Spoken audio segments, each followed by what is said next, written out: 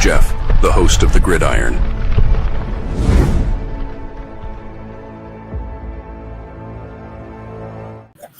Welcome to the Gridiron, baby! If you can give this video a thumbs up or maybe share this video, that would be absolutely freaking phenomenal. If you subscribe to my channel, thank you. If not, please go down below, hit the subscribe button, hit that bell icon. That way next time I go live or if I put a video out, you'll be notified. And it's free of charge. It's totally free of charge. What do you got to lose, right? But if you are subscribed to my channel, thank you. If you want to help support my channel out, description box below, very top link takes you to my membership page. I got 3 different membership levels. Each one has their own little perks to them. So once again, if you want to help support my channel, it would mean so much to me. And I thank you in advance. Thank you. And then finally, just underneath that, somewhere else in the description box, there's another link takes you to my Facebook group. It's called the New York Giants, the Gridiron. It's my Facebook group. We have over 9,700 members in the group. It is doing simply marvelous, might I add. Basically, if I'm alive and if I got internet access, I'm putting stuff in this group darn near 365. It's called the New York Giants, the Gridiron.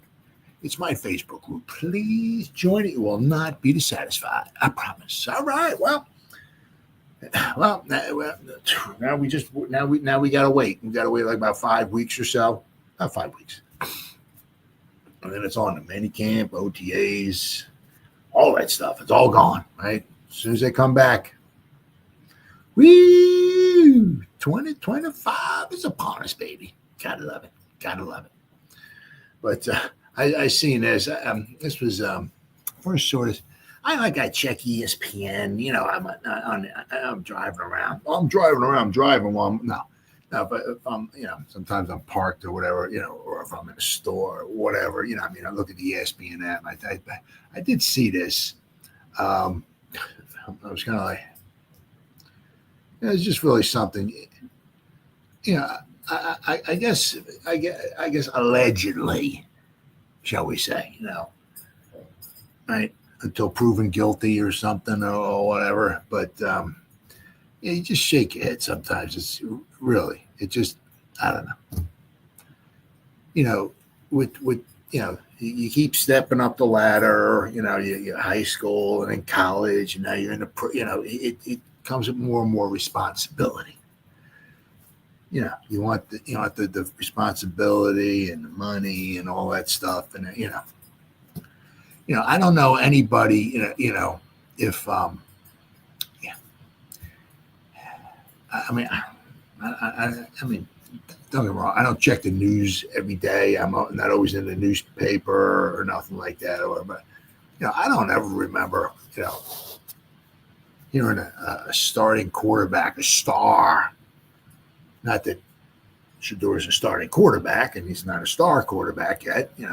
Maybe he will be, but I just don't remember.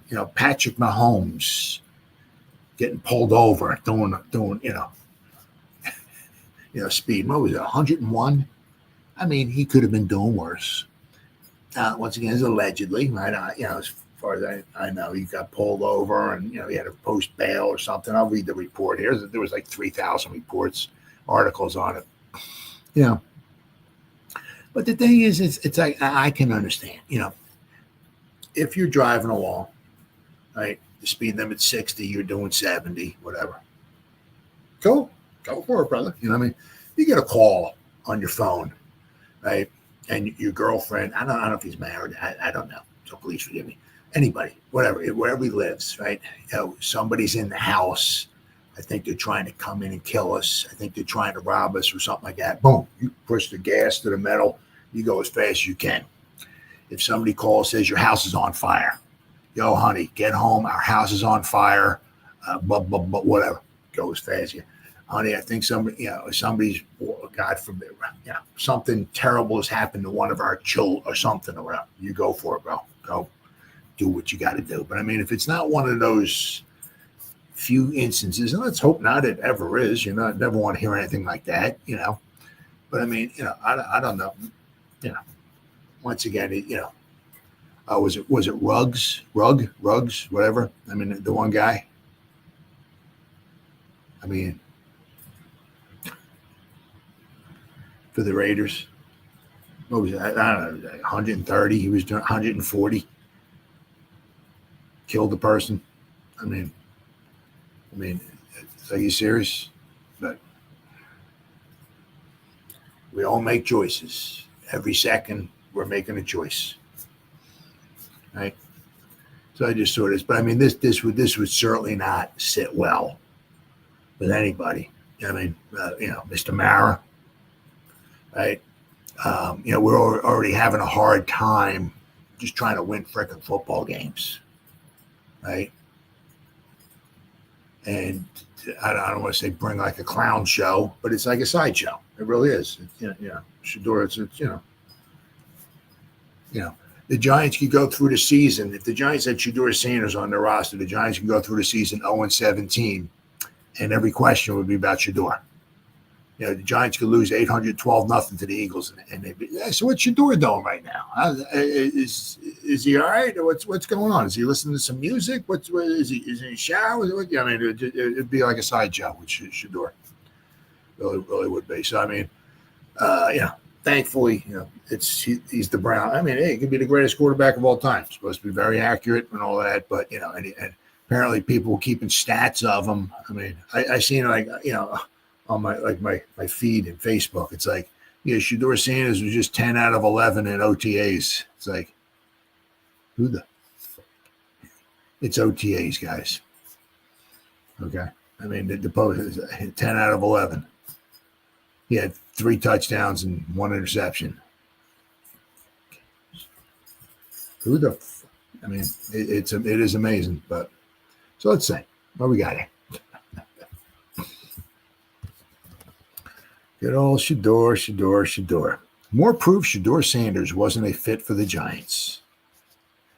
One of the wildest parts of the 2025 draft was the high-profile quarterback Shedeur Sanders of the Colorado Buffaloes, not getting drafted until the final day of the draft. In the months leading up to the draft, Sanders was largely expected to be among the very first quarterbacks to get drafted, which is true. And multiple teams expressed major interest in the high-performing signal caller, including the Giants. That's absolutely true. But something happened, and nobody even really knows what. In the end, it doesn't really even matter. Now, in the end, people started to wonder if he actually wouldn't even be drafted at all. Finally, Sanders heard his name called on the last day of the draft. He was drafted by the Browns as a 5th-round pick. After they took a quarterback, I think, in the 3rd round. Instead, the Giants traded up to get Jackson Dart, so they must see something special in Dart. But of course, some followers have questioned if the Giants should have taken Sanders when he was available. More drama from Shedeur Sanders. On June 18th, so basically, this is right now, it's Thursday night, soon to be Friday, so basically it was on Wednesday, right? Michael David Smith of NBC Sports reported that Sanders was ticketed in the Cleveland suburb of Strongsville for a speeding violation. He was reportedly driving 101 miles an hour in a 60-mile-per-hour zone. I mean, once again, you're an idiot. According to Fox 8 in Cleveland, Sanders was handed a citation for driving 101 on 71 North at 12:24 a.m. on Tuesday. So 12:24 a.m. So it's 12:24, I guess, Tuesday morning, I guess. They add that Sanders can either pay a fine or contest the ticket in a court of law. As Smith notes, a speeding ticket is far from the worst offense a person can commit. Yeah, but it shows. Yeah. I mean, it's just one thing. It could be what. What's up, Vinny? What's up, brother? Hey, Vinny's in the house. But it just, once again, is it the worst thing you can do? Absolutely not. You know what I mean? But it's like, it's kind of like, just like, what are you doing? You know what I mean? What are you doing? You don't need this kind of attention. And I understand. I don't know what kind of car. I don't even know if it says it in the thing. I don't know if he was driving a Lamborghini or what. You know what I mean? So I guess with something like that, you press your foot a little too fast, and before you know it, you're doing $120. I can get it. I wouldn't know that. I'm driving Camrys and Corollas and Geo Metros and Priuses and stuff, so I wouldn't know that. So I can understand, but still, 101 miles an hour. Come on. Let's see.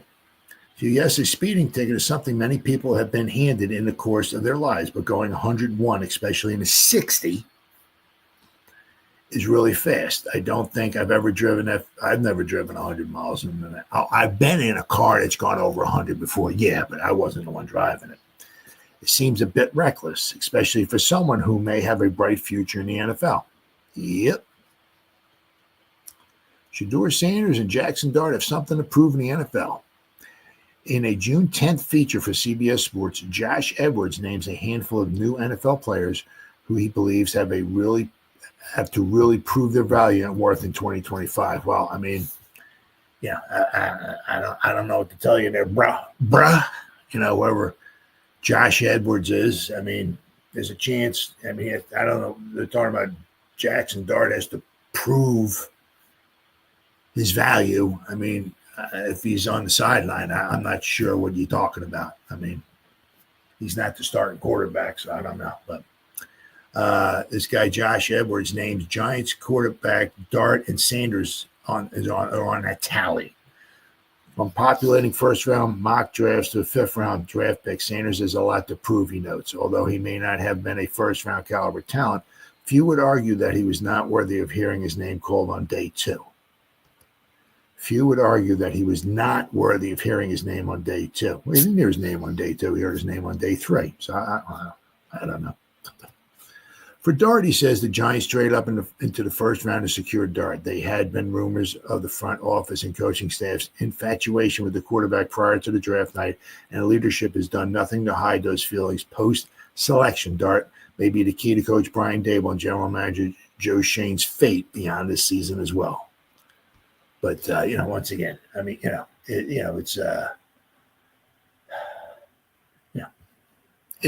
worst things he can do, Sanders, sure.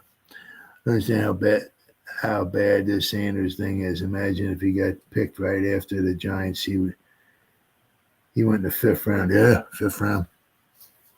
Yeah. And the weird thing is, too, as I was just saying, is that they took a quarterback before him, too. So they drafted 2 quarterbacks. I guess in the 5th round, I mean, that ain't a bad, that's not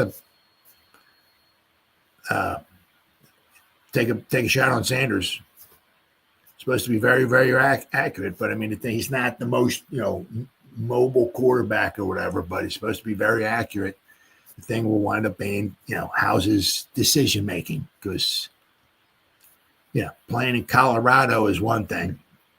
Playing the Cleveland Browns, you got the Ravens defense, you got the Steelers defense staring you down. That's something else. So I'll have to wait and see. But I mean, in the 5th round, I mean, that was that's a heck of a good gamble. I mean, if he doesn't work out, he might be a good backup. Right? I mean, 5th round pick, good backup. Once again, you don't know. Right? Well, we'll start finding out maybe a little bit like in preseason, but I don't think he's going to be starting preseason. I mean, he's going to go in there maybe with the 2nd or 3rd stringers. So you don't know. But I mean, to take the guy in the 5th round, that's a great pick in the 5th round. Yeah, I mean, if he doesn't work out, it was just a 5th round pick. I mean, 5th round pick's 5th round pick. But it's not a 1st round pick. But if he does pan out, I mean, if worse comes to worse, if he winds up being your backup quarterback for a while, I think 5th round pick's a great spot for him. But I mean, that's not something. Driving 101 miles an hour to 60 is not something. That's not great attention you want to be drawing to yourself. But wish to do nothing but the best. But all right, now I mean, once again, this is only OTAs and all, but Mr. Cambry here.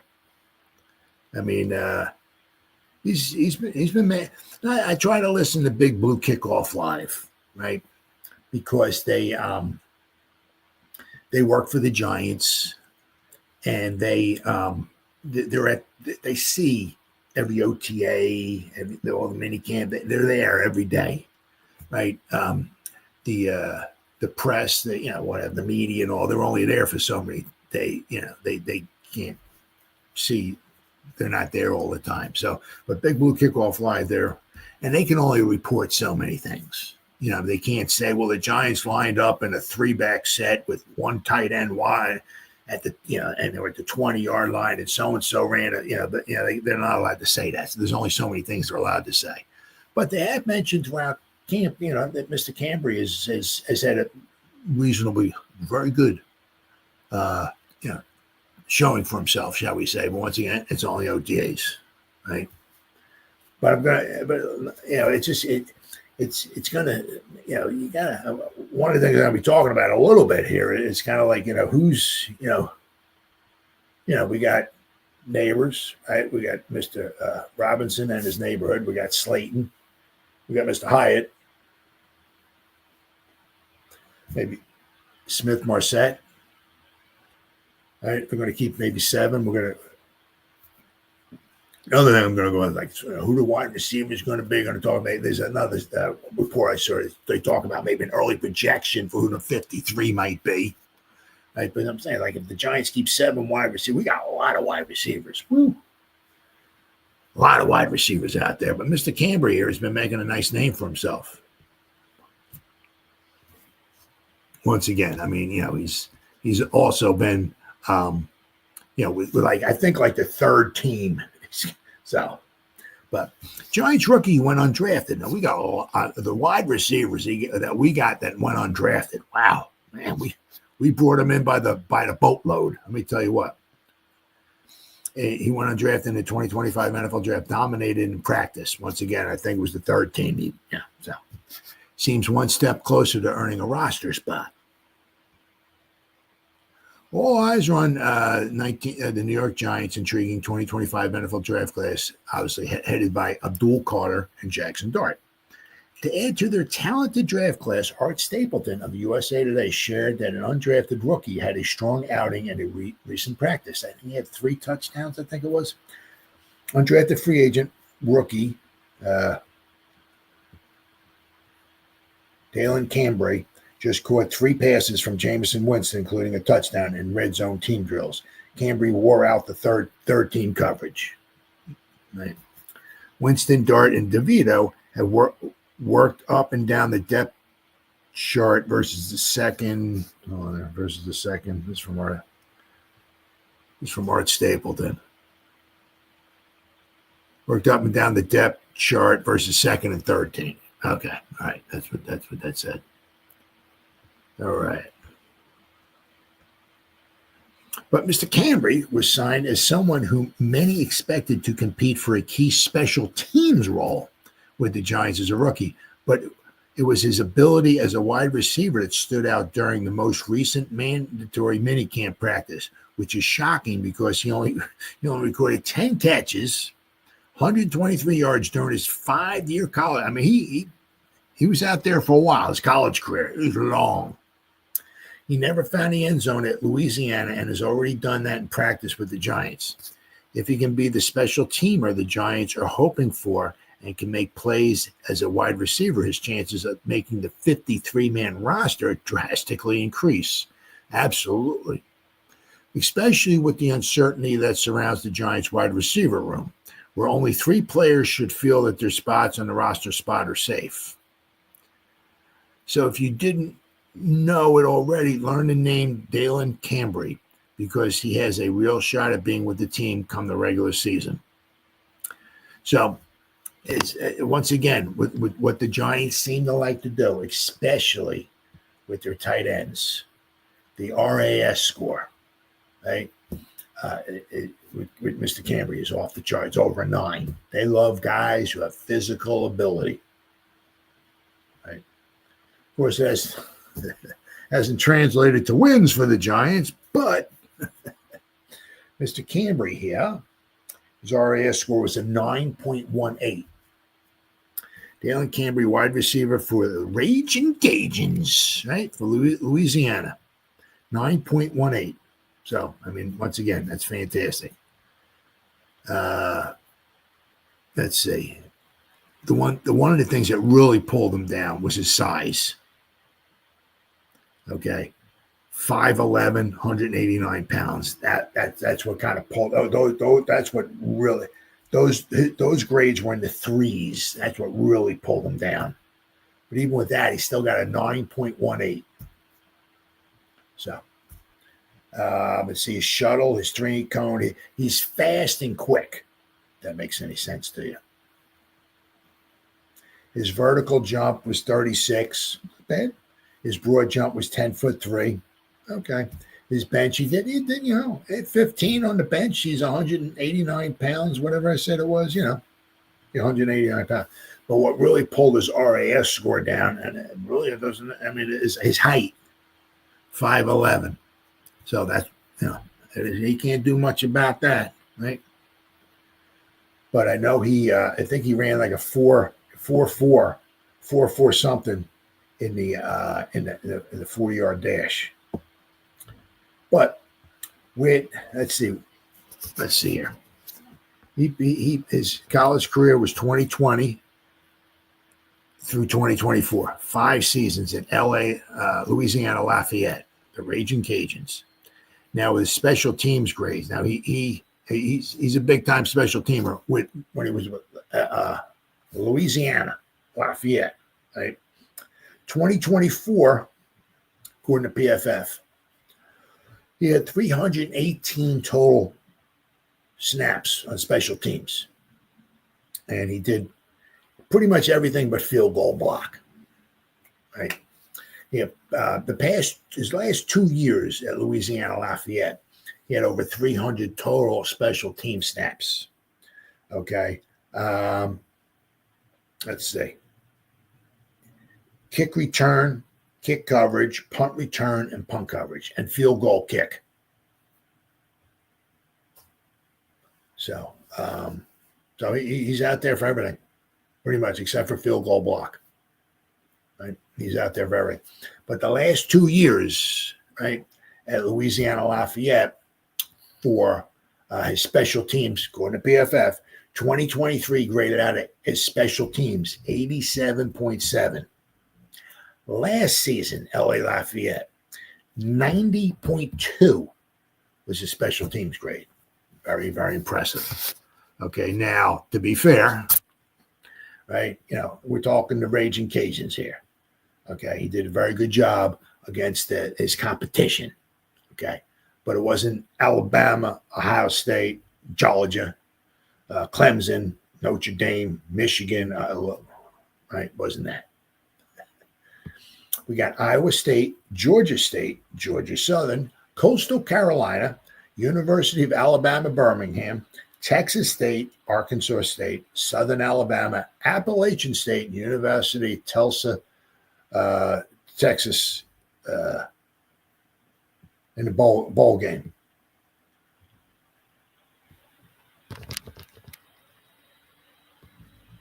UTSA in a bowl game. So, once again, we're not talking, who's who of college football here as far as, the teams he went up against, right? But he did do a very good job, on special teams, right? He's always played special teams. 2020, his first season, he had 81 total snaps, but that was his first season. He played 5 seasons, all right?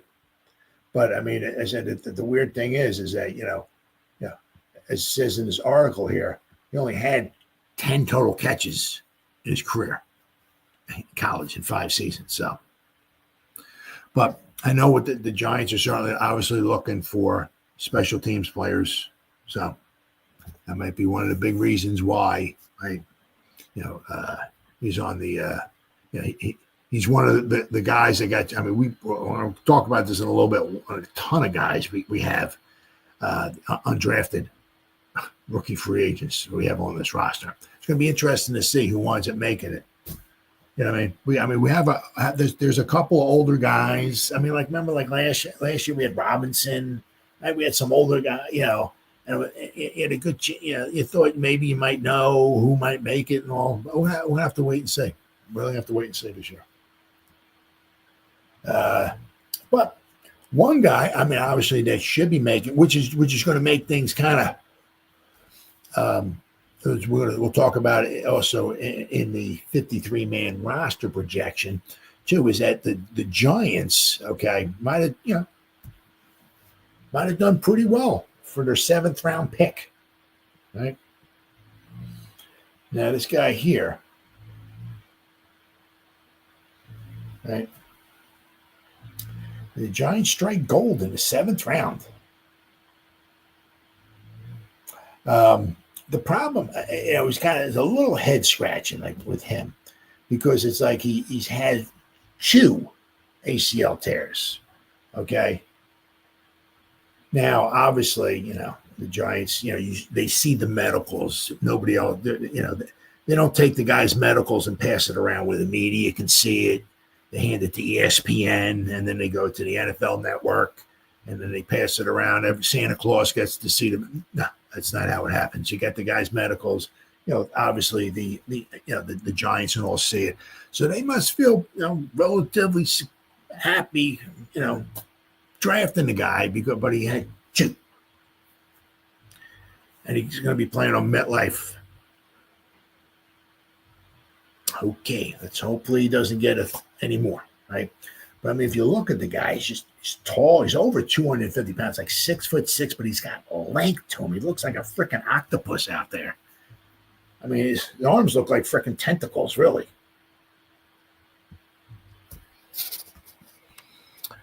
The Giants may have made a habit of rolling the dice late in the draft, hoping to strike gold in unexpected places. Now, once again, it's the same thing.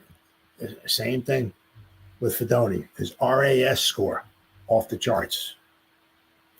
Giants like athletes, right? Once again, hasn't produced Super Bowls for us Giants lately, but this Shane, the regime, they like their athletes. This year, they may have landed a high upside flyer with real potential if the medicals hold up. If, of course, right? Let's see what we got. Why Thomas Fedoni is worth watching this summer. Taken with the 221st overall pick, tight end Thomas Fedoni has already started turning heads during spring practices. The 22-year-old out of Nebraska is a man 6'6", 255 pounds. And I'll tell you what, you look at this guy, I mean, the guy can easily put on another 10, 15 pounds. I mean, you look at the guy, it's like he's 255. I mean, really, this guy could put on some weight. I mean, could you imagine like 265, 270 or something like that? Wow. But weighing in at 255 pounds, and he checks all the physical boxes, despite multiple ACL tears. Fedoni's flashing traits that once made him a 5-star recruit with legitimate NFL potential. Now, it could be the ACL tears. That's why that's what made him fall to the 7th round. But a wide catch radius gives quarterbacks breathing. One of Fedoni's standout traits is his ability to make off-target throws look catchable, thanks to his impressive wingspan. He led all tight ends in this year's draft with a 34-inch arms, giving quarterbacks a much-needed margin for error. You got that right. Last season, he caught 76.6% of his targets and produced 373 yards despite limited overall opportunities in the Nebraska offense. An offense in need of upside at tight end. The Giants have invested draft capital in tight ends for 3 of the last 4 years. Yeah, right. Theo Johnson, Bellinger, and now Fedoni.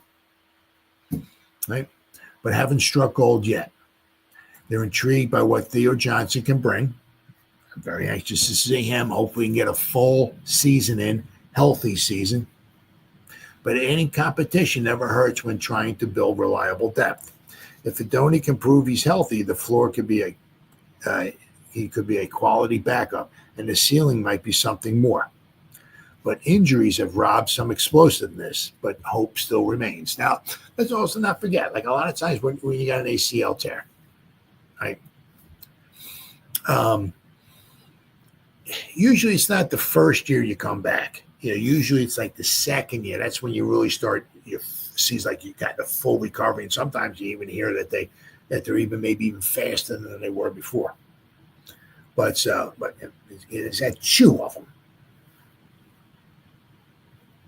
Let's hope, like maybe when they, Shane, they all saw the medicals, right, for him, that they're just like, well, all right, if he tears it again, it's only a seventh foul. Let's hopefully they're not saying that. Hopefully they feel good that everything's okay, right? Because he's not playing on the greatest playing surface, that's for sure. There's no denying the toll Fedoni's knee injuries have taken on his movement, particularly his lateral quickness and fluidity. That said, flashes of his former agility have surfaced in OTAs, suggesting there's still athleticism buried under the rehab scars. It's like watching an old muscle car get tuned up, and the power is there, it just needs a little fine-tuning. Giants playing the long game at the critical position. General Manager Joe Schoen and head coach Brian Daboll have shown that they value versatile tight ends with mismatch potential down the field. Fedoni's frame and hands give him a real shot if he stays on the field and refines his route running in camp. For a seventh-round pick, the Giants aren't asking for a starter, but they might end up with much more than expected. If he sticks, Fedoni could be the kind of low-risk, high-reward story teams dream of developing through training camp. Well, we will have to wait and see there. That is for darn sure. But I mean, said once again, he's got a really good athletic score. I mean, whew. Oh, Drew's in the house. What's up, buddy? Talking about Fedoni, yeah. So it'd be nice, but I mean, it's going to be interesting to see because they got, Manhurts, right? You got Bellinger, you got Fedoni, and we got Theo Johnson. We got a lot of tight ends, But so now, right?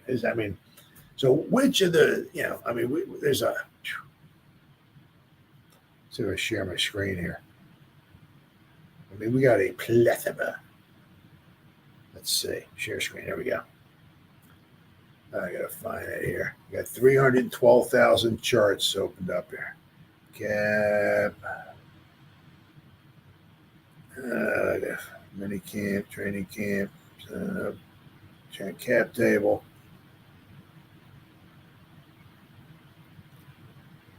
Oh, there we go. All right. Okay. It's amazing how many, these undrafted free agents we wound up bringing in. Okay. Now, you shouldn't really pay too much attention to, left wide receiver. They got Zach Pascal. Right? They got him as player 2, and then they got Bryce Ford Wheaton as number 3. So, but you kind of figure. I would say I think this guy's pretty secure, right, on the roster, right? I think we're pretty secure because we paid money to get this guy back. We're pretty secure about this guy, right? And things are pointing pretty good toward this guy, right? So that's 4. All right. So now they're going to keep maybe 7, right? Obviously, you're going to start after you get past that 4 or so. Then you're going to start venturing into the area where you're going to need that special teams, right, and wide receiver capability, right? So that's what brings us possibly up to Mr. Emir Smith-Marset, right? Not so much flashing wide receiver skills, but certainly very good in the special teams department, right? I don't know who else we're going to wind up having, but as far as special teams, but so there's a good chance you got these 5 guys right here, maybe Smith-Marset and Mr. Hyatt, right, and Neighbors, Slade, and Wandell. But I'm saying, but we got is there more than that? Yeah, we got 1, 2, 3, 4, 5, 6, 7, 8. There's like 9 guys. Maybe 2 more spots. We got 9 guys. Of course, you can always wind up keeping, a couple guys on the practice squad, right? Maybe 2 guys on the practice squad. But if you look, my goodness, right? Daquan Felton, right? The Juice, right?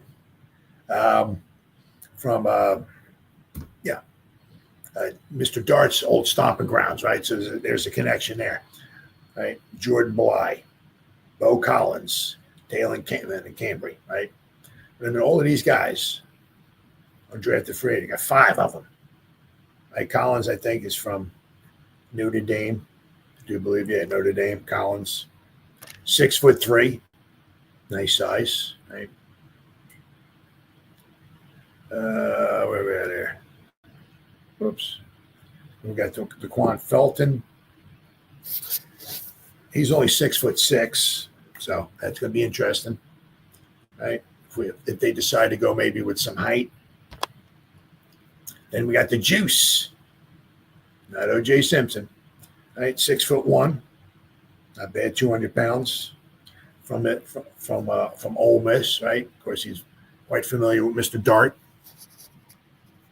Jordan Bly, right? Another undrafted free agent from Gardner Webb, 5'10". Right, so there's a lot, there's a big height discrepancy there between all those guys, right? So then after that, right? Then so I got a lot of guys here with fresh out of college. Then there's obviously we got a couple guys here that got some experience, like Little. He's not very little, 6'4". We got 2019, right? He spent time with New Orleans, New England, Denver, now with the Giants, right? And this will lead me into my next, right? My next thing I'm going to talk about. So we got Montreal, Washington. Let's see, he was drafted in 2022 draft, the 5th round, pick number 162. He's 3 years, but his 3 years he's been with Denver, Kansas City, and now with the Giants. So I mean, we'll have to wait and see. Only 5'9", very small, right? That's something but we'll see. All right, then of course we've got Bryce Ford Wheaton, right? Now we did. He was an undrafted free agent, but we did give him a signing bonus, right? Just so we'll have to wind up waiting and seeing. This will be his 3rd year, right? Is he ever going to blossom?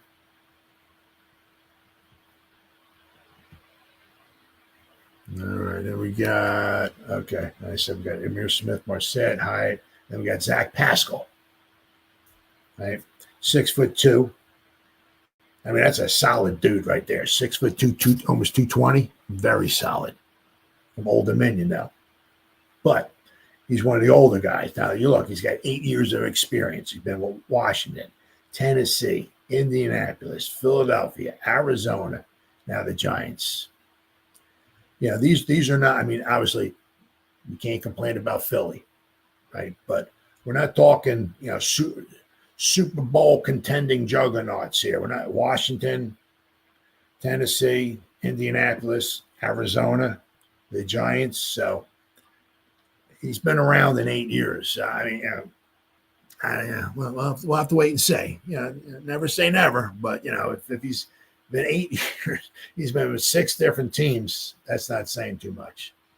So I mean, we got a couple guys that have obviously they have some experience, as far as the guys are on the bubble, as far as making the roster, whatever like that. But it's going to be very, very interesting. Now, I was talking about Cambry. He had a great OTA or great mini camp or whatever. Once again, there's no contact. There's only so much you can do. So sometimes the number, and he was going against a 3rd string team, right? So. But once training camp starts up, we'll start finding out for sure. But I mean, as I said, you good chance with Hyatt, Robinson, right? Mr. Neighbors and his right, Mr. Slayton, right? Quite possibly Amir Smith Marset, right? Because of his returning capabilities, but. I had that one article talking about Cambry, how well he was looking. But so that's going to bring me up 2, Next thing. Now they did the 53-man early roster projection. So, where in this article here I'm going to read, I think it was from Big Blue View, or they put Cambry in. I think they did. So, but it's, yeah. Of course, you got to wait till obviously after training camp, right? So, who's going to make the 53? And then also this too is that they also got in here. Now it's always interesting to see, because you got out of the 53 man, right? You got a long snapper, you got a punter, and you got a kicker. So that's 3 guys off the 53. Now you're down to 50 guys. They're going to slice it right down the middle, 25 on defense, 25 on offense. Well, I'll have to wait and see. But in this one article here, they're talking about they had 26 on offense, 24 on defense. Well, some of the stuff's, interesting because it's like, who do you want to put on the practice squad? Because, it's like, especially with the quarterbacks. Well, of course, Jameson Winston's not going on the practice squad. Russ Wilson's not going on the practice squad. Jackson Dart, he's probably going to make the team, though, right? But you put Tommy Chicken Cutler Parmesan on the practice squad, there's a good chance he might get scooped up, possibly, because he has won some games, right? And he doesn't look super spectacular, but he has won some games for a bad team, right? But it's the same thing like with all these tight ends we got, right? Same thing with the running backs, right? Who's going to, right? You got a good chance. We got Mr. Singletary, right? Tyrone Tracy and Cam, right? Those 3. They're going to keep 4. They're going to put like Eric Gray, maybe Turbo, one of those guys on the practice squad. All right. So we got New York Giants. This is Big Blue View. Post minicamp 53-man roster projection. Who's in and who's out? All right. So things will change during training camp. Padded practices. Yes. Injuries. Oh, yeah. You got that right. Preseason games and additions to the roster will shape the initial 53. Here, though, is a thought on what the roster might look like and the Giants had to play this weekend. So on offense, they got 26 guys on offense, right? So they got Russell Wilson, 3 quarterbacks, Jameson Winston, and Jackson Dart. Tommy DeVito is out. I guess they're putting Tommy DeVito, on the practice squad. I don't know how long he's going to want to remain in there. But don't forget, too, right? It's not like a game of cards or something. I'll take this card. You take no. If they take a guy off the practice squad, they got to put him on his 53-man roster. It's just not. I'll just take the guy from this practice squad. I'll take somebody from that. They have to put him on the 50, and I think they have to pay him for 3 paychecks too, right? We're never going to no. Yeah, DeVito can be insurance if Russ gets hurt. DeVito becomes the backup to make sure Dart isn't forced out there. Yeah, we'll have to wait and see. That's going to be interesting. Do they get Dart out there? It's going to be interesting.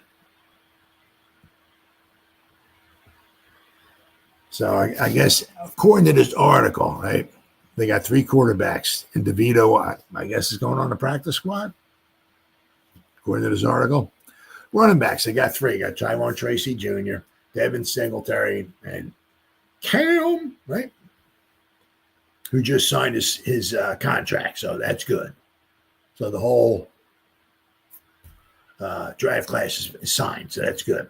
So they got out is Eric Gray and Turbo Miller. Shame they can't, because as fast as Turbo is, man, it would sure be nice to see if they can find some kind of niche for him, right? Because he's fast. Gray is a player the Giants selected in 2023 after Shane admitted that other potential kick punt return options they had been considering were off the board. So I guess they got him as a running back / returner, and that returner part didn't turn out too well. Gray never really established himself as a trustworthy option as a runner or returner. Scataboo makes him, Scataboo makes him, very expendable. Tight end. All right, so they're keeping 4 tight ends.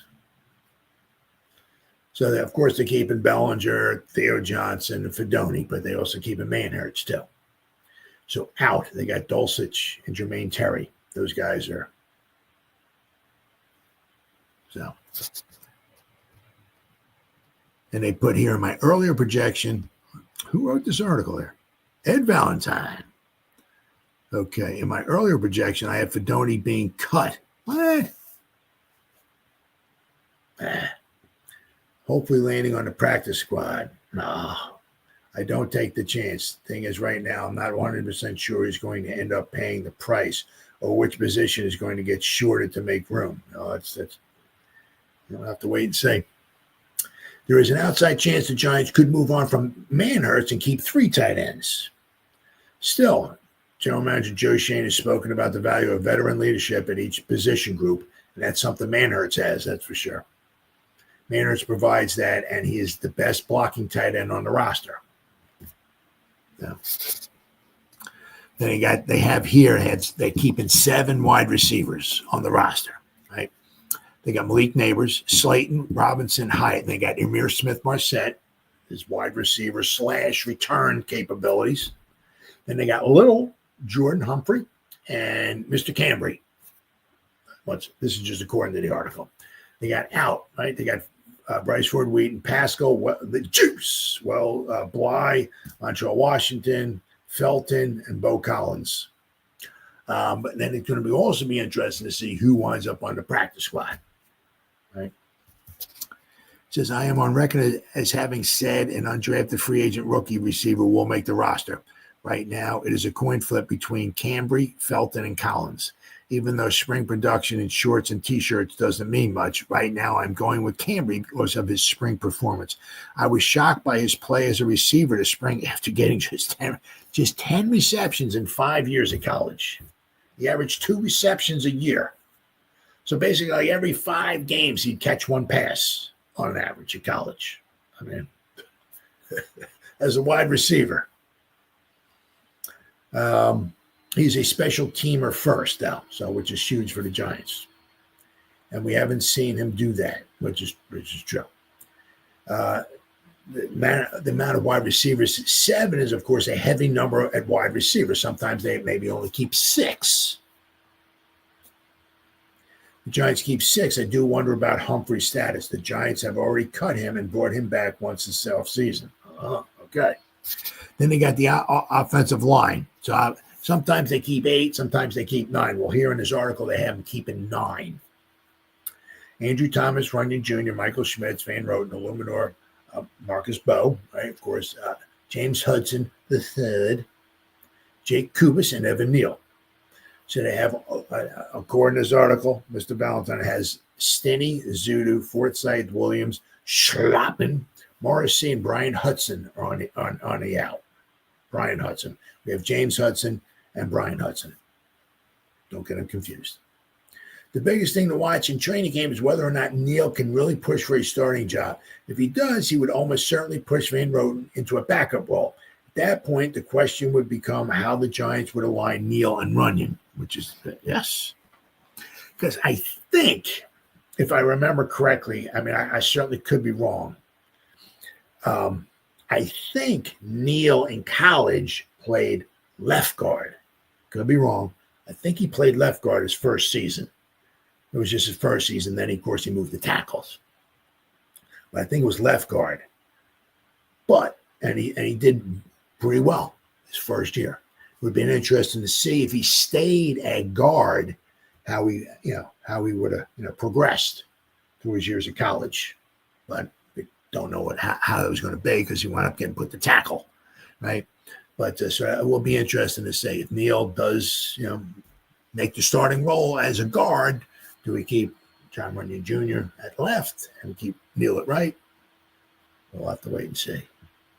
All right, now in this article here, the defense, they kept 24 guys on defense. You got 26 on offense, 24 on defense, and they got 3 special teamers. So the defensive line, they got Dexter Lawrence, Nacho, Darius Alexander, Elijah Chapman, Roy Robertson Harris, and Jeremiah Ledbetter. On the out, Jordan Riley, DJ Davidson, a couple of Shane's earlier draft picks. Now he's going to put them on the practice squad. I'll have to wait and see. Elijah Garcia and Corey Durden. I somehow forgot Nacho when I did my last projection, perhaps because I thought earlier in the offseason he would be a cap casualty, which is a possibility because we're going to talk about the Giants' cap situation, and it's not nothing to get, as of right now, it's nothing to get super excited about. Okay? Certainly doesn't look like they'll have enough money to go throughout the whole season. So Nacho could have been could possibly be a cap casualty. I'll have to wait and see. I still think it's possible that Nacho doesn't make the team, but in this projection, he stays. Okay. I'm adding Ledbetter over Davidson because in talking with the defensive line coach, Andre Patterson, recently, he seems to like the 31-year-old veteran. I think, though, that Ledbetter is going to have to earn a spot this summer. I'm keeping Chapman over Davidson. Oh, we keep Chapman, yes, yeah. And Riley, and not thinking twice about it. Yeah, oh, yeah, absolutely. And now, once again, it's just, it's just OTAs. But as they've been talking about OJ, I haven't heard, I don't think I've heard Davidson's name once. I don't think Riley's name once, but I've heard Chapman a couple times. Once again, it's just OTAs. But there ain't no denying that mofo hustles his rear end off. Let me tell you what. And, I can almost guarantee you, if we don't want him to hustle his rear end off for us, I can almost guarantee you somebody else is going to pick him up, and he'll be hustling his rear end off.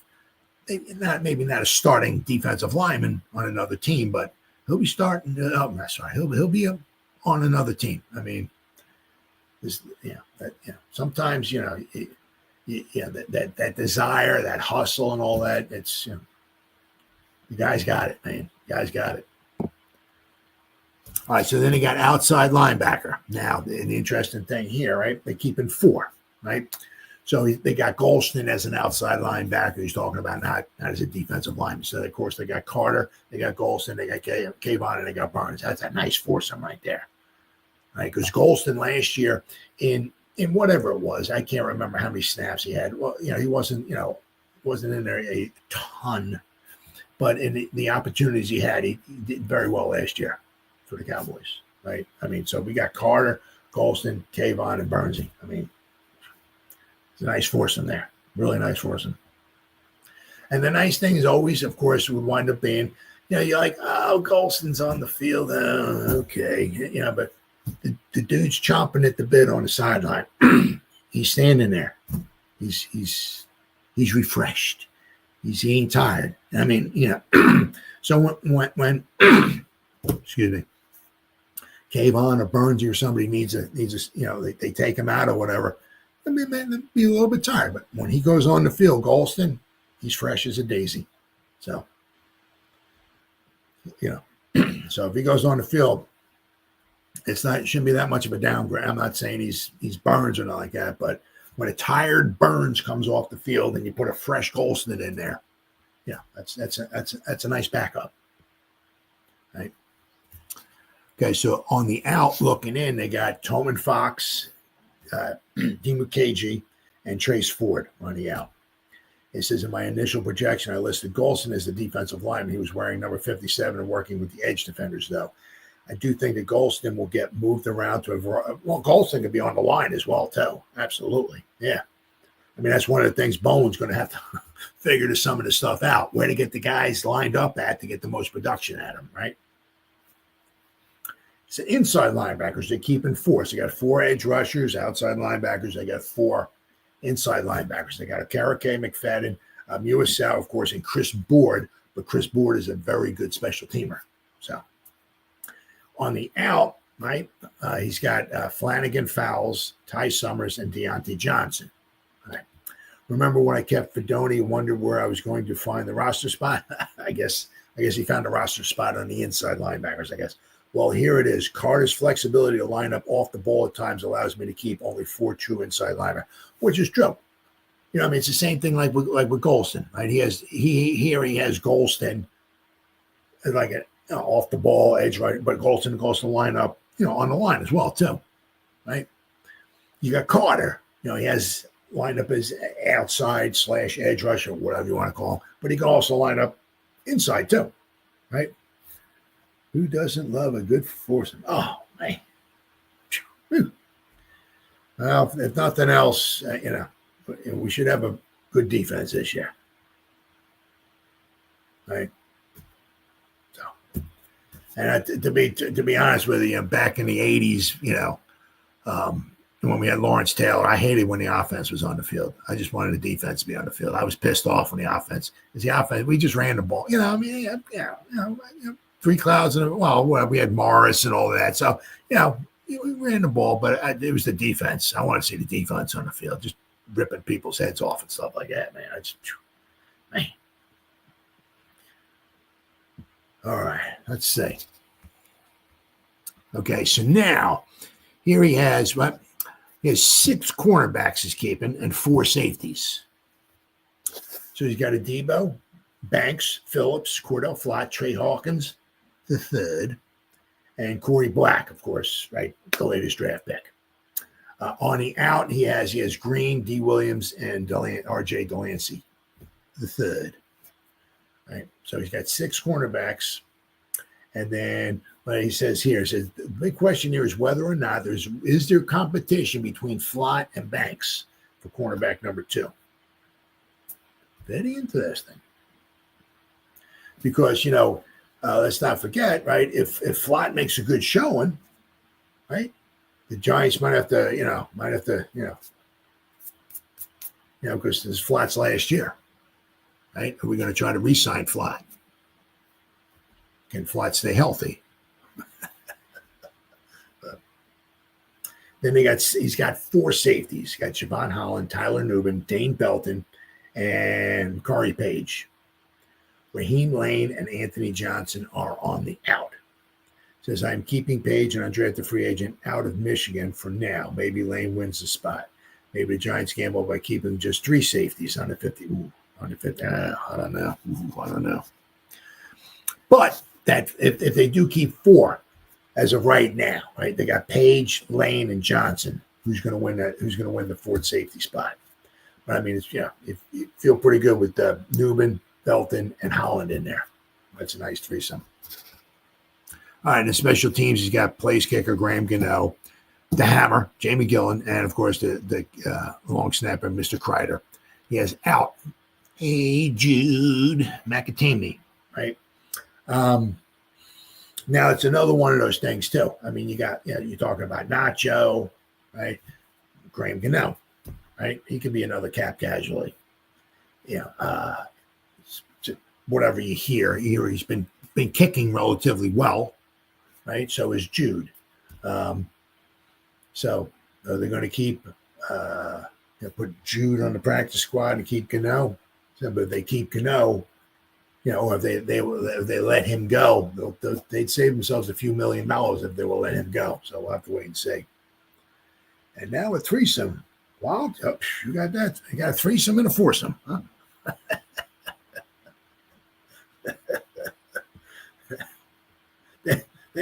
Everything's going wild there, right? All right. Okay, now next, of course, everybody's wound up asking, and I'm sure Dave will probably know, but he always seems to like to, I guess, like, I don't know, irritate the press or the media or whatever, or not give him everything, right, when he can. And I guess I'd probably be the same. I'd be a jerk too, or whatever. You know what I mean? Because I remember one of the last, it might have been the last press conference he was at or whatever. They asked him, so when's training camp going to start? Oh, well, we're ironing a couple things out. We're almost there. We'll let you know. He probably knew.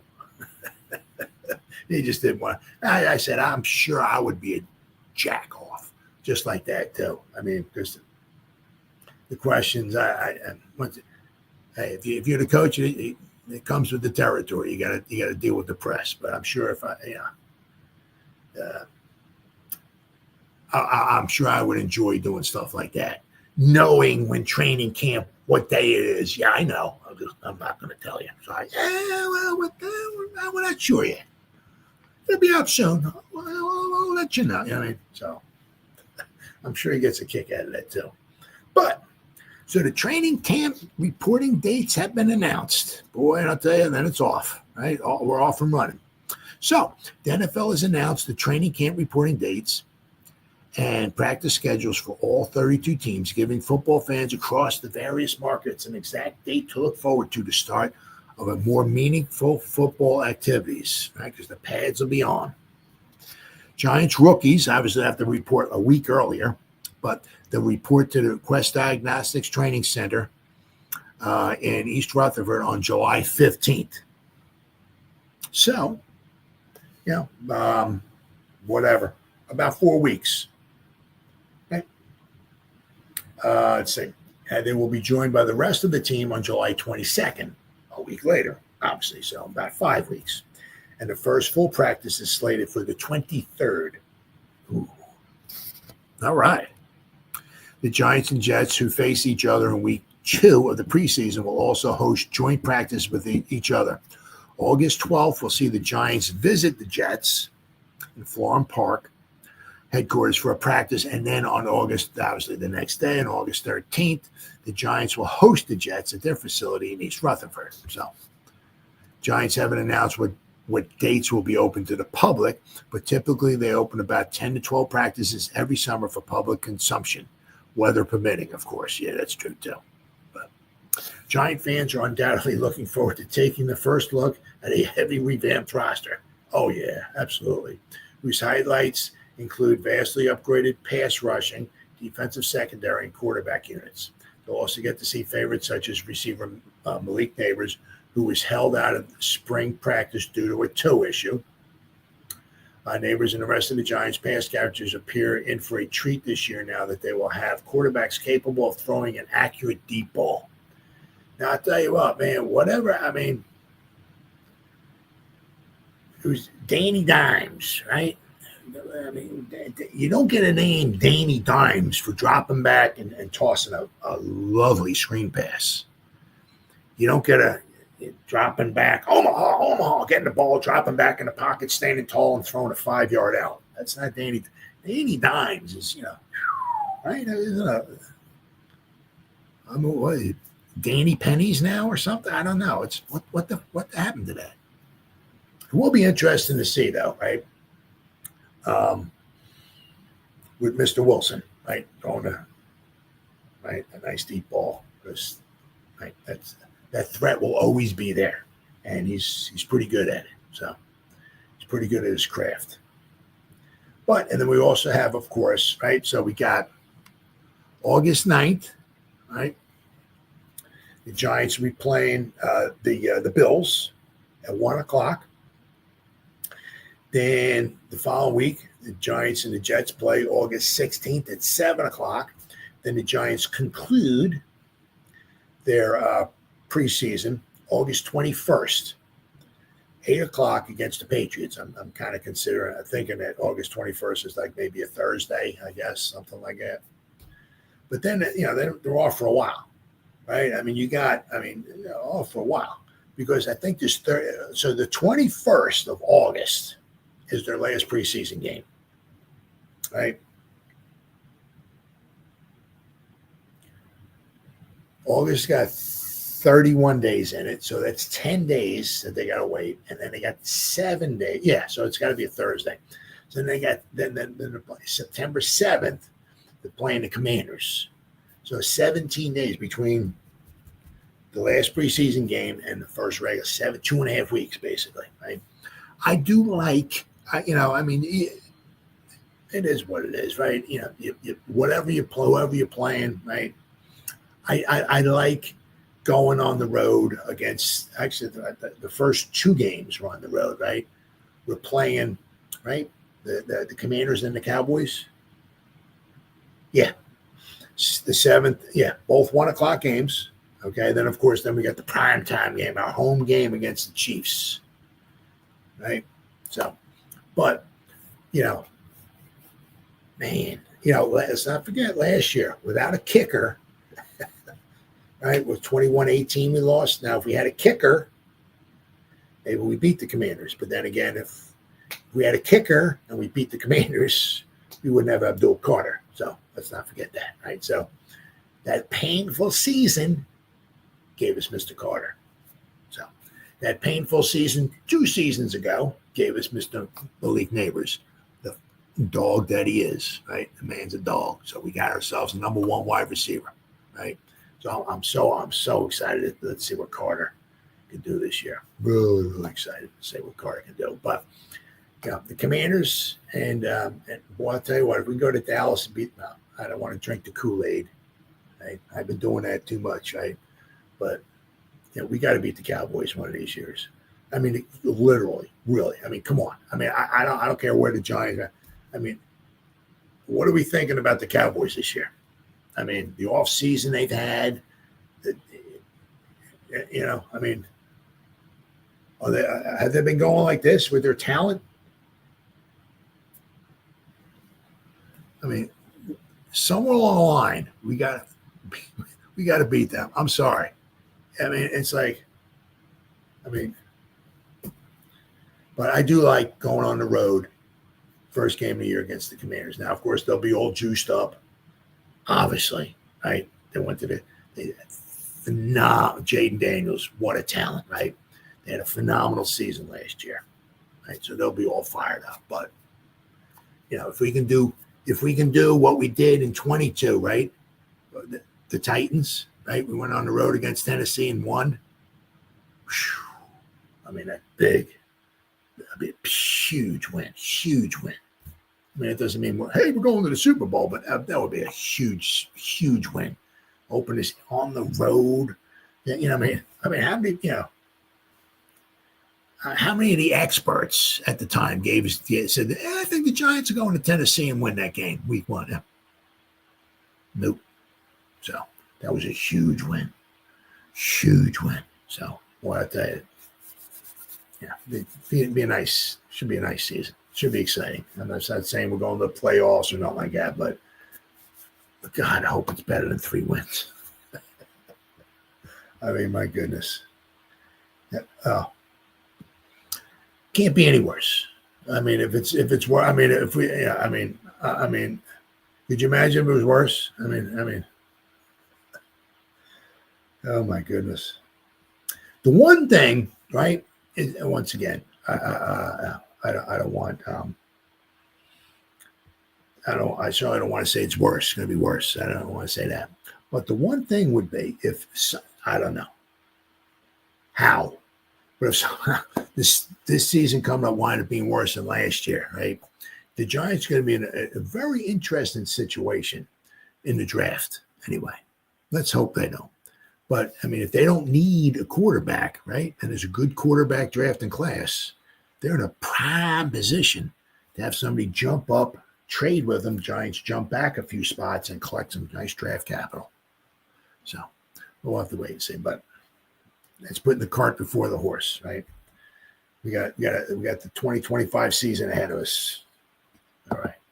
So I've seen this article here. Stock up and stock down after minicamp. Now, once again, it's kind of hard to get all juiced up and stuff because it's OTAs, right? After the mini, there's no contact. There's, so there's only so much you can do, right?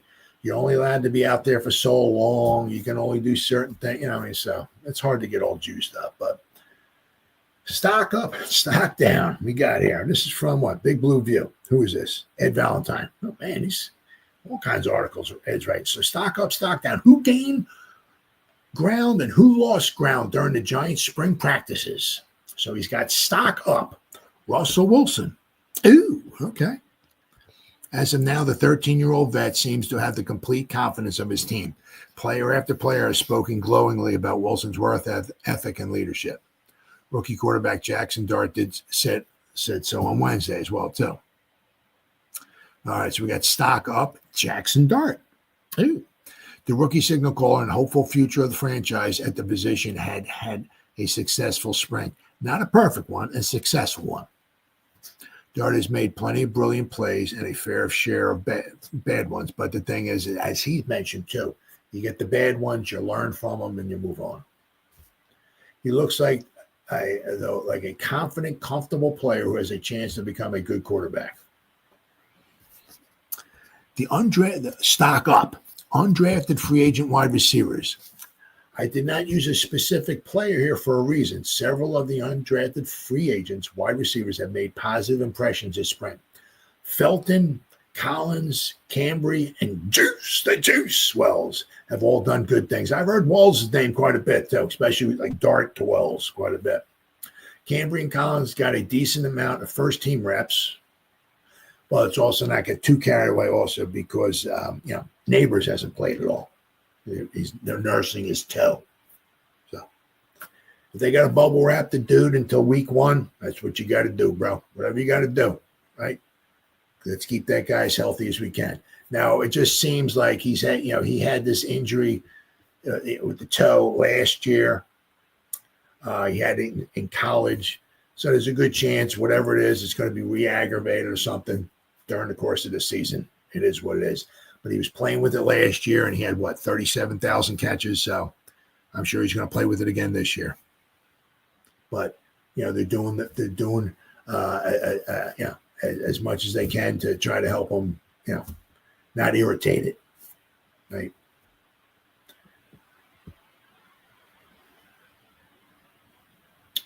Cordell Flott, the fourth-year cornerback. That's going to once again be interesting to see. After this season, do they try to re-sign him? Right. The fourth-year cornerback is splitting first-team reps with Banks. Head coach Brian Dable won't say that Flott and Banks are in competition for a starting job, but they could be. Jalen Hyatt, stock up. This was a promising spring for the speedy third-year wide receiver. Hyatt has disappointed his first 2 seasons with the Giants. He just had 31 catches in his first 2 years. But there have been some good signs in the spring. Russell Wilson is a Hyatt supporter. And Wilson's deep ball prowess could unlock Hyatt's big play potential. Hyatt has also added weight and strength that should help him. Dane Belton, all the man does is get his nose around the football. That's all that guy does, right? So to have him as our third safety, not too bad. The Giants want more plays on the ball after a season in which they had only 5 interceptions. Very sad. Belton had 4 interceptions this spring, including one Wednesday on the final day of mandatory minicamp. He isn't going to take a job away from Holland or Newman, but if he continues to make plays during training camp and the preseason, Belton will force the Giants to consider some 3 safety packages. Absolutely. Evan Neal, stock up. Let's not get too far out of ourselves. I am not saying that Neal has made a successful transition to guard. No, absolutely not. Or that he will be a starter once we get to the regular season. But Neal has looked okay in the limited reps we have seen. But once again, there's no running game. He's not a pulling guard, plowing people over. You can't do any of that, right? And let's see. So he's looked okay in the limited reps. And then the move from tackle to guard has given him a chance to rescue his flailing career. So now he says stock down. Ooh, Anthony Johnson and Victor Dimukeji.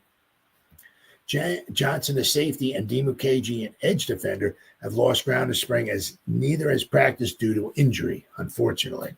Johnson has a shoulder issue and Dimukeji has a pectoral injury suffered early in the offseason. I hate knocking guys down due to injuries, but that's the reality. Your best ability is your availability. I mean, if they can't play, practice, participate, or whatever, right? Darius Alexander and Cam Scatterbill. The 2 rookies have practiced little this spring now, so likely due to undisclosed injuries. Both rookies, Alexander, a defensive tackle, and Cam, a running back, have been expected to have big roles during the 2025 season. They missed reps in the spring won't be helpful toward fulfilling that goal. But once again, he's got them on the stock now, basically, so they haven't had a, now also to Cam, right, to his credit, right? You got to give the man some credit. And we're be talking about him in just a second here. If he's had some type of undisclosed injury or whatever, he did sign a waiver also to be out. I heard him on Big Blue Kickoff Live. I think it was he signed a waiver to be on the field because he hadn't signed his contract yet either. Right, so that could be another one of the reasons why. Right, he maybe wasn't on the field all the time or participating a lot or whatever. Right, it's nice to take one for the Gipper. But, do you want to practice the whole spring and go out there and, run your rear end off and stuff like that and everything and you don't have a contract? So, it's football. It's a wonderful sport, blah, blah, blah, blah, blah, all that stuff. But it is about business, though, too, right? So that might be one of the reasons why Cam wasn't out there maybe all the time, right? All right. Stock down, Mr. Banks. The 2025 first-round pick has been splitting first team's rep with Flott and has been doing some work with the second unit. Ultimately, he will probably be the starter, but this is the first time in 3 seasons his role has been challenged in any way. And not only has it been challenged, but according to this article, but it's also been diminished because he's not the number one, right, cornerback, right? So somebody better light a fire underneath that dude's rear end, or he's gonna be on the sideline. Stock down, Tommy DeVito. Head coach Brian Dable recently called him the head statesman of the quarterback room because this is his 3rd year in this offense. None of these other quarterbacks have even had a year in this offense. Tommy DeVito is his 3rd year, though. Still, he's clearly quarterback number 4. Receives few practice reps and is almost certainly not making the roster unless there are injuries, which you never know. But I'm saying, I guess try to put him on the practice squad. I said, you don't know how long he's going to stay there because he has shown he can play in this league. Maybe not super spectacularly, but he has shown I can't remember what his record is. I was like 500 or so, but he won games a couple of years ago for a crappy team. So there might be another team out there that pick him up as their 3rd quarterback, right? And then, unfortunately, Bryce Ford Wheaton. You're kind of hoping for things for him, but once again, this is just OTAs. It's not been training camp. But according to here, stock down, Bryce Ford Wheaton. Seemed like there was a target on Ford Wheaton's back when spring practice began with the signing of veteran wide receiver Lil Jordan Humphrey and the addition of five undrafted wide receivers to the 90-man roster. Ford Wheaton has been mostly invisible in the practices open to media. So anytime that Ed Valentine was there, the few practices they've had open to media, they basically haven't seen much of them. And the noteworthy performances by some of the undrafted free agent receivers seems to put his roster spot in serious jeopardy. So, you got some of these undrafted free agents in there, they come hungry, right? They come hungry, So, if you're not showing stuff, once again, it's not the 90-man roster cut down or nothing like that. Spring training, something else, Bryce Ford, but also, in training camp, they'll start doing special teams and everything, right? So, so we'll have to wait and see. But at Valentine, once again, that's all he was saying. He was just saying, as of right now, right, stock down, Bryce Ford Wheaton. But to be fair, also to be honest, I just listening to the Big Blue Kickoff Live and reading some articles and stuff like that, I haven't really heard his name much, if at all, mentioned. Maybe once or twice. Bryce Ford Wheaton caught a nice pass here, or he did that. I've heard almost everybody else's name. And finally, finally, the whole class, everybody's here. Finally, Cam, he signed his rookie deal. Cool, right? So all of the guys are signed. The whole rookie class is signed, but we do not have, a ton of cap space left, right? And, according to Spot Track, Now, there's a good chance, once again, if I go to over the cap, they got one number. I go to spot track, they got another, So I always go to spot track because I can read the numbers a little bit better. That's the only reason why I go there. But I don't think we have enough money to feel good about making it through the season, especially when you're talking New York Giants and injuries, because they kind of go hand in hand, right? So you got a lot of injuries. That's when the guys on the practice squad come up and go down, come up and go down, And then you got after you elevate the guys on the practice squad so many times, you got to start paying them, paycheck, game checks and all that stuff and everything. So you need some money to make it through the season, and the Giants don't have a ton of money left. But finally, all right, we got Cam, right? Shedeur signs rookie contract. The 2025 draft class is now complete. Thank goodness, right? I mean, it's always nice. I mean, everybody signs. There's nobody holding out, or nobody. You don't hear anything like that. And maybe everybody's. Of course, everybody wants more money and all that, right? But you don't really hear anything from Dexter Lawrence wants to renew his contract, or nothing like that. So and so's holding out, or I don't have any of that, which is nice. Because when you're a 3-win team the year before, you can use all the good news and good fortune you can get. So Cam Shedeur, a 4th-round selection, 105th overall in the 2025 NFL Draft, signed his rookie contract on Wednesday as the Giants wrapped up minicamp at the Quest Diagnostic Training Center. The Arizona State product is the 7th and final member of the draft class, joining Mr. Carter, Mr. Dart, Mr. Alexander, Marcus Bowe, Thomas Fidone, and Corey Black. Then they got some stuff here on Mr. Shedeur. He was drafted after setting the Sun Devils single-season record with 1,711 rushing yards, 2,316 scrimmage yards, 21 rushing touchdowns. He averaged 178.2 scrimmage yards per game last season, trailing only Ashton Jeanty, who was selected 6th overall by the Raiders. In his final collegiate game, that was a Shedeur bowl. Let me tell you right there. My goodness. Shedeur, he did everything. He received passes, he threw passes, and he ran the ball. He was a madman. Shedeur became the first player since 2007 to be named Peach Bowl Offensive MVP for a losing team. Arizona State lost a double overtime thriller. That was a good game. That was a very exciting game to Texas in the college football playoff quarterfinal. But Shedeur willed his team to the end with 30 carries, 143 yards, and 2 touchdowns, in addition to 8 catches for 99 yards. I mean, he also threw a 42-yard touchdown pass as a part of a 16-point fourth quarter to force overtime. Now, there was the one reception he had down the sideline. I don't remember what quarter it was, whatever, but it was down the sideline. So we're going this way down the left sideline. And the guy from Texas, I mean, he caught it, whatever he run. The guy from Texas, Shedeur was nailing him like with an arm, right? And the dude from Texas just takes his face mask and basically rips his freaking head off. That's the only way Shedeur. I don't think the guy could have tackled him, unless he just took his head. And by the time Shedeur was on the ground, the dude ripped his helmet off. So I mean, I don't know if the guy was going to tackle him. I think that was the only way he could have tackled him. Pull him down by the face mask.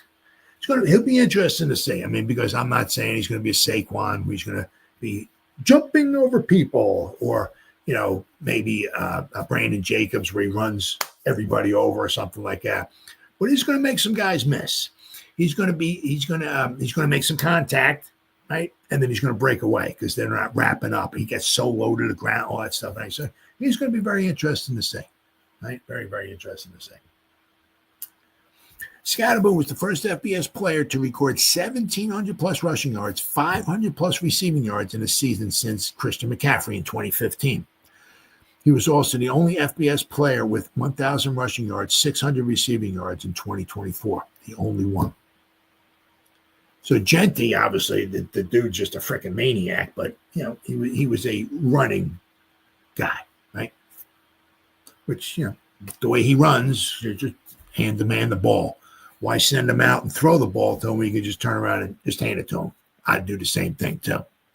But Scadaboo can catch the ball. So that's another one, real fantastic thing, right? Especially as far as one athletes and all that, right? Tracy, former wide receiver, can catch the football. Scadaboo, catch the football, right? Scadaboo, who was a finalist for the Paul Hornung Award as the nation's most versatile player in 2023. His first season with the Sun Devils after transferring from Sacramento State. He was the only player to record a touchdown pass, a rushing touchdown, a receiving touchdown, and a punt attempt in 2023. The dude can do pretty much anything. He's got a little bit of everything, fellow running back Tyrone Tracy Jr. said recently. I watched this film. Obviously, I've seen him play. I think we've all seen him play. That boy's got some power to him. I think he's one of his strengths is his strength. Really, his power, the way he runs the ball, he runs angry. So, if he runs fair, he'll give you a stiff arm. If you can take him down, hey, God bless you. He takes you down, but he runs angry, right? He runs fair, right? Here I am, baby. That's the one thing is like with him, because some guys like Barry Sanders, you could be literally 2 feet away from him and still not touch the guy. I could be a foot away from him and still not touch him. The moves he has and all that stuff and everything. And then just some guys other guys are so fast you can't catch them. They're here and then they're gone. And they're like, whoa, they're fast. You can't touch him.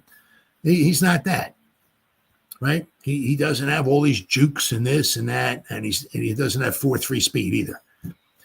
I've seen him get caught from behind. Guy try to tackle him. He breaks the tackle and keeps going. Right. I've seen somebody a foot away from him, get both hands on him, and he knocks him with a forearm, or they try to tackle him and he gets away. You know what I mean? So he runs angry, he runs hard, he runs physical. Some of the things that Coach Brian Dable loves. But again, I think that we're two different backs. But I think we complement each other very well. I think so too. I think, I don't know if you want to say thunder and lightning or whatever you want to say or something like that. But yeah, absolutely. Yeah. You got one that really loves the contact, right? And he'll break some tackles. And I'm saying Tyrone Tracy can't do that, but he's not quite, what Cam is. But they're both very good wide receiver, both very good receivers. So that's good too. And then also, I said with the our salary cap, I said go to spot check. Right, so I'm going by as of right now. Okay, the Giants have $4.3 million, right, which is 31st in cap space. They don't have a list here now. No, they don't. Right, so we don't got a lot of money. As I said, I don't even think 4.3 million as of right now. Ciao, buddy. Can get us through the season.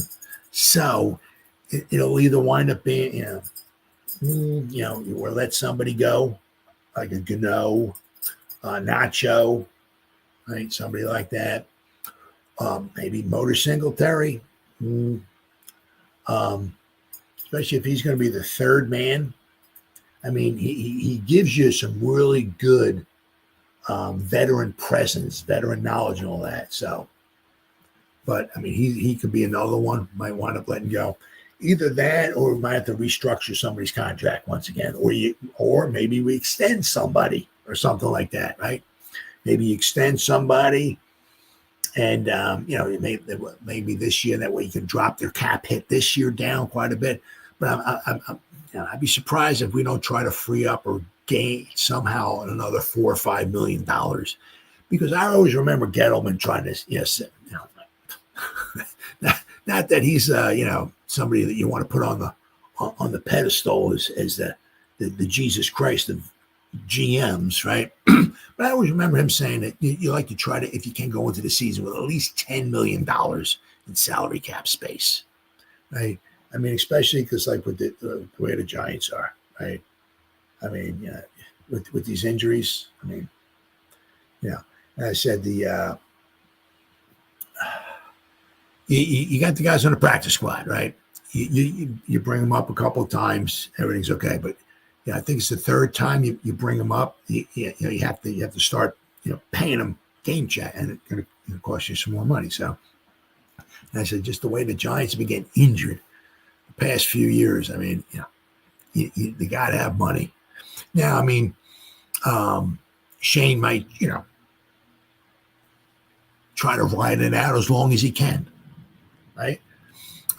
See how long the $4 or $5 million that we have, see how long that lasts, right? And then if it winds up being, well, oh God, I need more money, then he might instead of restructuring somebody's contract now. I'm saying as long as he's keeping Nacho, as long as he's going to keep Cano, Singletary, right? If he's going to keep those guys, I'm sure he has in the back of his mind, okay, if we need the money, I can always go to Sexy Dexy. If we need the money, I can always restructure Andrew Thomas's contract. If we need the money, I can go, what I mean? So I'm sure he has it in the back of his mind, but it'll be interesting to see if he does anything that early on to try to give us a little bit of a buffer. But I'd be very surprised if $3 million lasts this season. All right, guys, been 1 hour and 32 minutes. Vinny G-Man and Drew, good hearing from you, brother. Thank you. Thanks for spending some time with me, guys. Greatly appreciate it. It's almost 1 o'clock in the morning. So thanks for keeping me up. So whoever spent any time listening to me live, thank you. If anybody's going to spend any time watching the replays, once again, thank you so much from the bottom of my heart. It means the world to me. As always, you guys stay safe out there and go Giants! Woo! Oh, yeah.